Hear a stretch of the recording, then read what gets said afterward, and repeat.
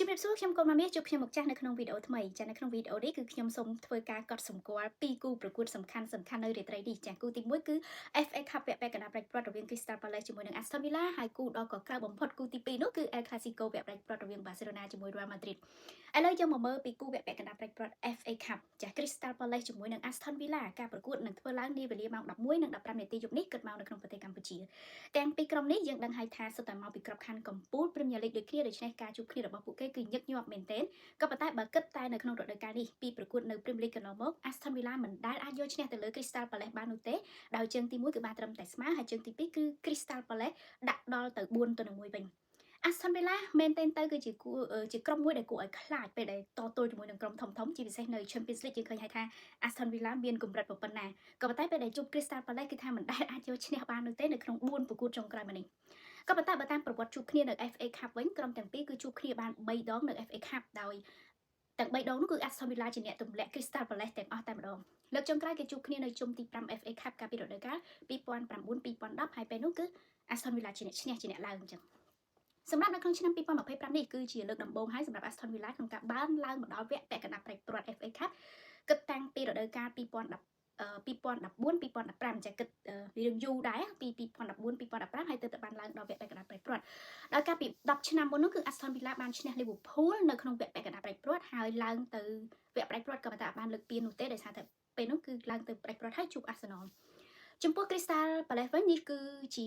ការឡើងដល់វគ្គពាក់កណ្ដាលផ្ដាច់ព្រ័ត្រចំនួន6ដងមកហើយក្នុងនោះគឺមាន2ដងធ្លាប់ឡើងទៅដល់វគ្គផ្ដាច់ព្រ័ត្រដោយចុងក្រោយគឺនៅក្នុងឆ្នាំ2016ក៏ប៉ុន្តែសំទោស Crystal Palace គឺអត់ដែលបានលើកពាន FA Cup នោះទេខណៈដែល Aston Villa វិញធ្លាប់ក្លាយជាជើងឯក FA Cup បាន7ដងក៏ប៉ុន្តែគ្រាន់តែថាលើកចុងក្រោយនោះគឺលើកតាំងពីឆ្នាំ1957មកម្លេះ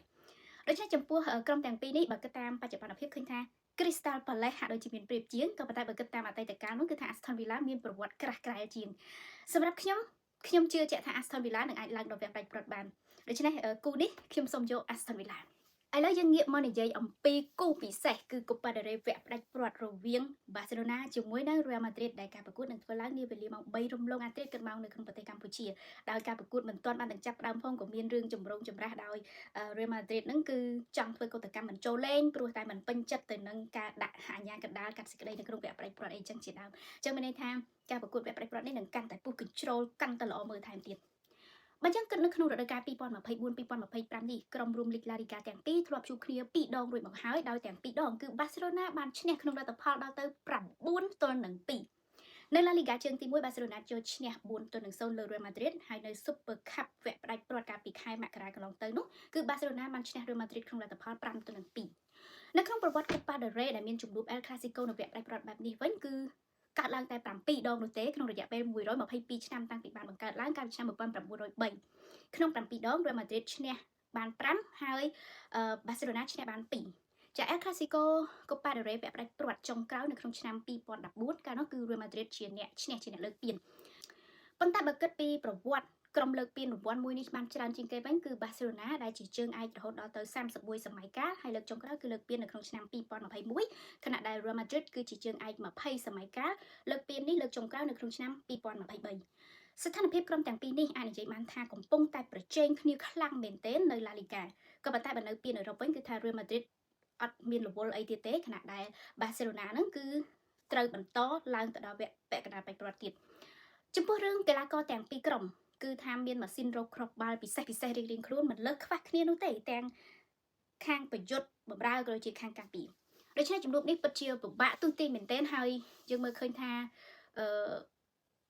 មានភាពតានតឹងតាំងពីមុនការប្រកួតគឺមានភាពតានតឹងរួចទៅហើយអញ្ចឹងអំឡុងពេលការប្រកួតមិនដឹងថាតានតឹងកម្រិតណានោះទេ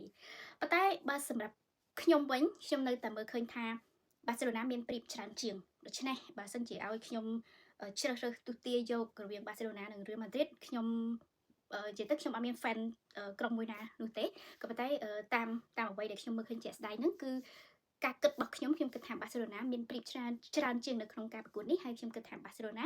នឹងក្លាយជាជើងឯក Copa del Rey នៅក្នុងឆ្នាំ2025នេះហើយក៏គិតថាការប្រកួតនេះអាចនឹងមិនឈានចូលដល់ការទាត់កាត់សេចក្តីពេណាល់ទីនោះដែរអានេះគឺគ្រាន់តែជាទស្សនៈរបស់ខ្ញុំតែប៉ុណ្ណោះជាចំពោះលោកអ្នកនាងវិញគិតយ៉ាងណាដែរអរគុណច្រើនយើងនឹងជួបគ្នាបន្តនៅក្នុងវីដេអូក្រោយសូមជម្រាបលា